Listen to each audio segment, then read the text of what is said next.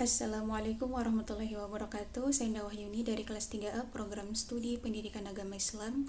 Di sini saya akan membahas mengenai 7 dosa besar yang digabung dalam satu hadis yang berbunyi An Nabi radhiyallahu an Nabi sallallahu alaihi wasallam qala ijtanibus sab'al mubiqat qalu ya Rasulullah wa ma hunna qala asyirku billah wa sihru wa qatlun nafsin allati harramallahu illa bil haqqi wa aklu riba wa aklu malil yatim wattawalli yawma zuhfi wa qadhful muhsanatil mu'minatil ghafilat, yang artinya Abu Hurairah radhiyallahu an meriwayatkan dari Nabi sallallahu alaihi wasallam bahwasannya beliau bersabda, jauhilah 7 perkara yang membinasakan. Para sahabat bertanya, wahai Rasulullah, apa saja dosa-dosa yang membinasakan itu?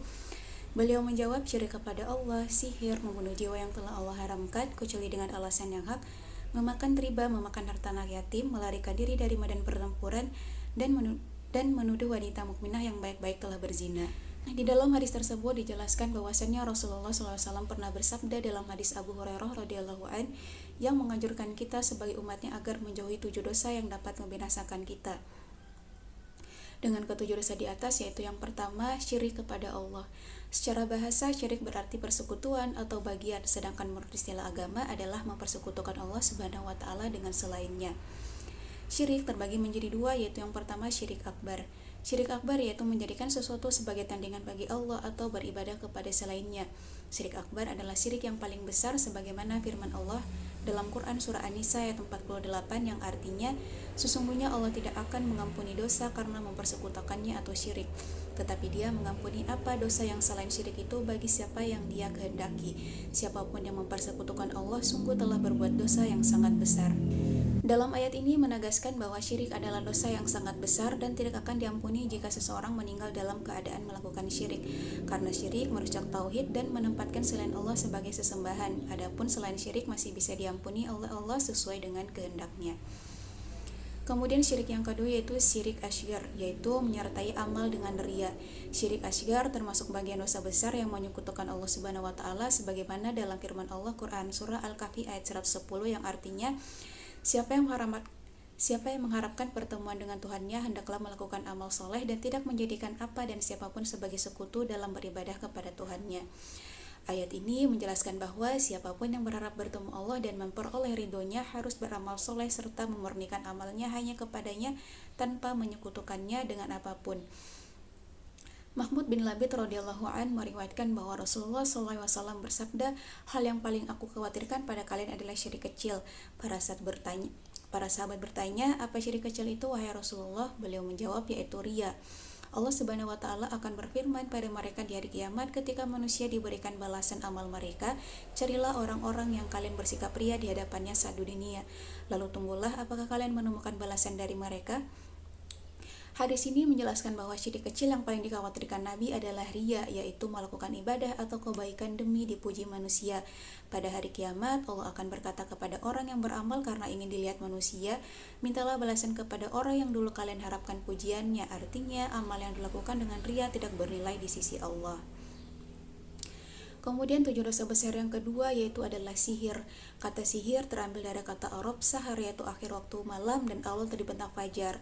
Secara istilah, sihir adalah mantra-mantra, jampi-jampi, serta bungkusan-bungkusan yang dapat mempengaruhi badan dan jiwa dan dapat menyebabkan orang menjadi sakit, dapat membunuh, serta dapat mencerai hubungan suami istri. Tukang sihir itu kafir sebagaimana Allah Subhanahu wa Ta'ala berfirman dalam Quran surah Al-Baqarah ayat 102 yang artinya, akan tetapi setan-setan itulah yang kafir, mereka mengajarkan sihir kepada manusia. Ayat tersebut menjelaskan bahwa setanlah yang kafir karena merekalah yang mengajarkan sihir kepada manusia. Artinya, sihir berasal dari godaan dan bisikan syaitan, dan siapapun yang mempelajari atau mempraktikannya berarti mengikuti jalan keburukan yang dituntun oleh setan. Kemudian 7 dosa besar yang ketiga yaitu membunuh jiwa yang diharamkan, yaitu adalah menghilangkan nyawa seseorang dengan sengaja, baik karena dendam, iri hati, fitnah maupun karena yang lain yang tidak dibenarkan oleh Allah. Subhanahu wa Ta'ala mengancam pelaku pembunuhan ini sebagaimana firman-Nya dalam Quran surah An-Nisa ayat 93 yang artinya, dan barang siapa yang membunuh seorang mukmin dengan sengaja, balasannya adalah neraka jahanam. Dia kekal di dalamnya, Allah murka kepadanya, melaknatnya dan menyediakan baginya azab yang sangat besar. Ayat ini menegaskan bahwa membunuh seorang mukmin dengan sengaja adalah dosa yang sangat besar dan pelakunya berhak mendapat murka, laknat, serta azab berat di neraka jahanam. Kemudian 7 dosa besar yang keempat yaitu memakan riba. Menurut bahasa adalah pertambahan. Dalam ungkapan Arab dinyatakan riba al-syai'u, berarti sesuatu itu sedang mengalami pertambahan. Dalam terminologi syariah, riba didefinisikan sebagai pertambahan atau bunga yang diambil oleh pemberi pinjaman kepada peminjam sebagai ganti penundaan atau tempo pembayaran. Allah Subhanahu wa taala berfirman dalam Quran surah Al-Imran ayat 130 yang artinya, wahai orang-orang yang beriman, janganlah kamu memakan riba dengan berlipat ganda dan bertakwalah kepada Allah agar kamu beruntung. Ayat ini menegaskan larangan bagi orang beriman untuk mengambil riba terutama yang berlipat ganda dan memerintahkan mereka bertakwa agar mendapat keberuntungan dan keberkahan dari Allah Subhanahu wa taala. Jabir radhiyallahu anhu berkata, Rasulullah SAW berlaknat memakan riba, pemberi makan riba, penulisnya dan 2 orang saksinya. Beliau bersabda, mereka itu sama. Hadis riwayat Muslim.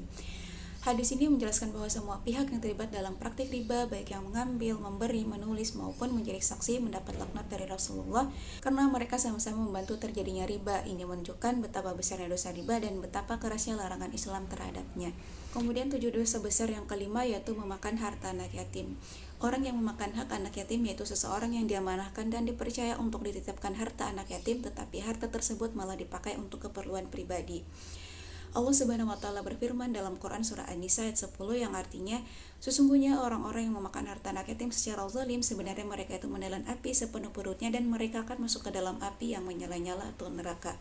Ayat tersebut melarang memakan harta anak yatim secara zalim karena perbuatan itu diibaratkan seperti menelan api ke dalam perut. Akibatnya pelaku akan disiksa di akhirat dengan api neraka dan di dunia dapat menderita penyakit pada perut. Kemudian 7 dosa besar yang keenam yaitu lari dari medan perang, yaitu melarikan diri ketika sedang berperang membela agama.